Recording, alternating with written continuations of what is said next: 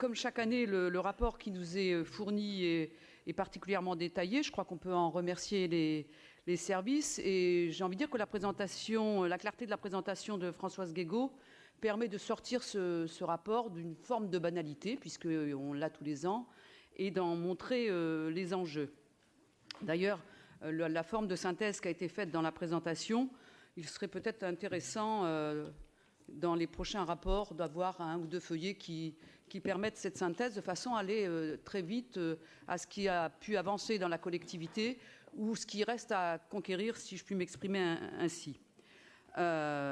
Pour autant, les constats que nous pouvons faire depuis la présentation du premier rapport, je crois qu'était en 2017, en lien avec l'obligation de la loi, n'ont pas beaucoup évolué.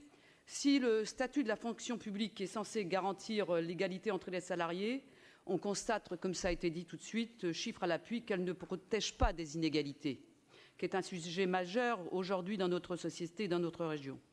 En région, les femmes occupent effectivement les emplois les moins bien rémunérés, en catégorie C, notamment dans les établissements publics, dans les EPL, où nous retrouvons 2140 femmes contre 1308 hommes.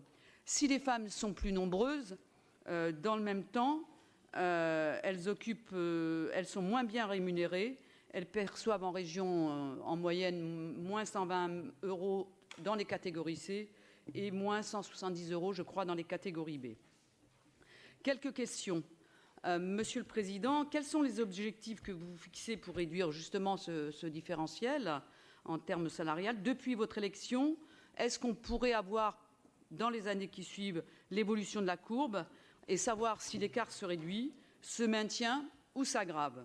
C'est une donnée qui serait intéressante de nous communiquer. Céline Brunin, tout à l'heure, dans son intervention, en début de conseil, a noté votre discrétion sur le dossier national des retraites. Ce débat n'appartient pas aux seuls citoyens qui agissent déjà avec détermination et lucidité.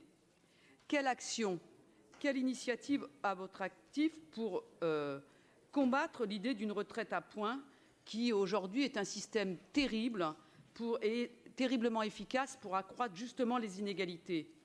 Il ne faut pas être grand devin pour comprendre que le calcul de retraite de vos agents sur l'ensemble de leur carrière, en lieu et place des 6 derniers mois, le calcul actuel, ce calcul de points, les pénalisera.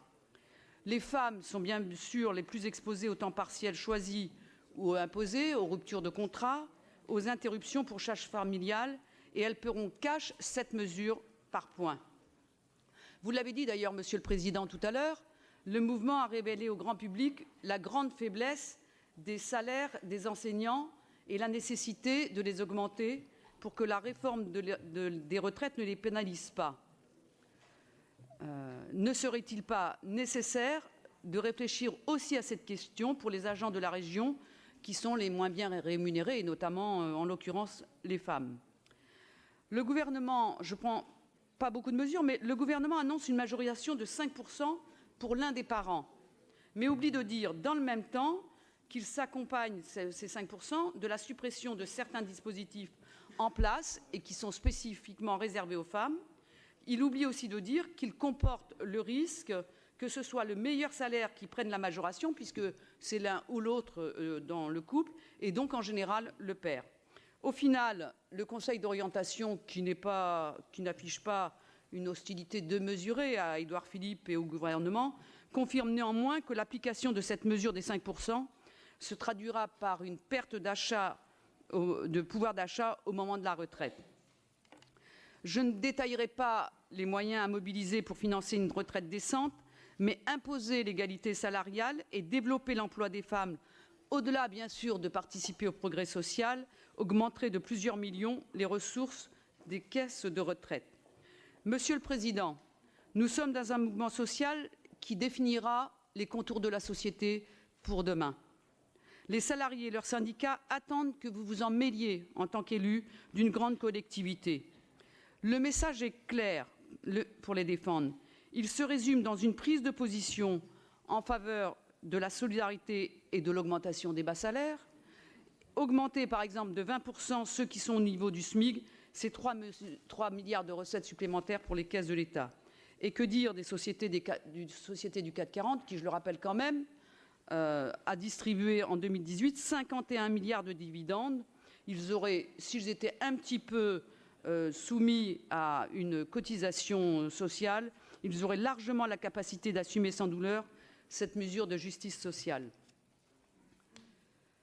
Cette mesure d'ailleurs fiscale d'imposition des dividendes doit être portée bien au-delà des rangs de la gauche et nous vous invitons à vous y engager. Une dernière remarque. Notre groupe aimerait comprendre comment vous pensez concrètement agir sur l'égalité femmes-hommes alors que votre politique se solde en même temps. Je ne reviens pas sur les revendications que la CGT a souhaité porter tout à l'heure ou sur la lettre de la CFDT qui a signé pourtant l'accord mais qui aujourd'hui dénonce la manière dont il est impliqué. Donc, notre groupe aimerait comprendre comment vous pensez concrètement agir sur l'égalité femmes-hommes alors que votre politique se solde en même temps par un allongement du temps de travail, par la réduction du nombre de remplacements, par des dates de congé imposées et une baisse des dépenses de fonctionnement, ce qui impacte nécessairement les conditions de travail.